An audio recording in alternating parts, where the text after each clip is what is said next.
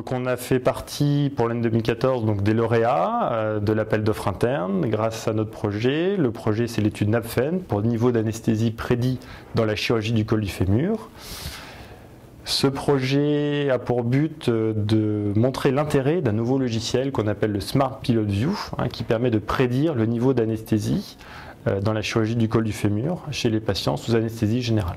Notre population pour la chirurgie du col du fémur est une population fragile, âgée, avec de nombreuses comorbidités, pour lequel en fait trop d'anesthésie peut être délétère, avec des épisodes d'hypotension, des retards de réveil et des réelles conséquences sur le plan cognitif après l'intervention.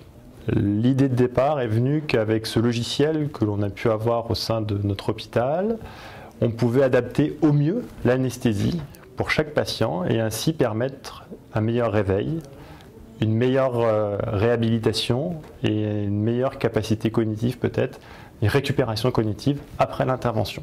Pour cette étude, un certain nombre de personnes travaillent avec nous. Les infirmiers de salle de réveil qui prennent en charge initialement la personne avant son intervention, qui prennent les constantes. Les infirmiers anesthésistes au cours de l'intervention qui travaillent avec nous et qui permettent de régler au mieux les paramètres pour l'anesthésie.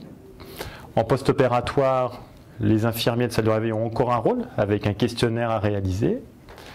Et les ARC, les attachés de recherche clinique, qui réalisent un questionnaire à J3 lorsque le patient est hospitalisé. Donc le financement de l'appel d'offres interne a permis concrètement l'achat d'un appareil pour monitorer la pression artérielle en continu de manière non invasive, par l'intermédiaire d'un petit bracelet au niveau du doigt, et l'achat notamment du consommable pour l'ensemble de nos patients, a permis bien sûr de financer du temps d'attachés de recherche clinique qui permettent de réaliser les questionnaires indispensables d'évaluation cognitive de nos patients à J1 et à J3 du post-opératoire.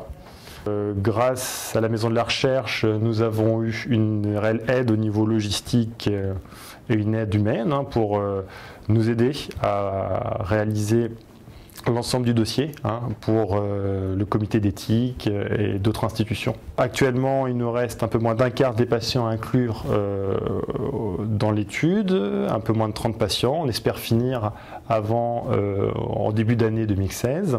Ce travail, je l'espère, et c'est le but, fera l'objet d'une publication dans une revue de rang A, d'une publication, une présentation en congrès.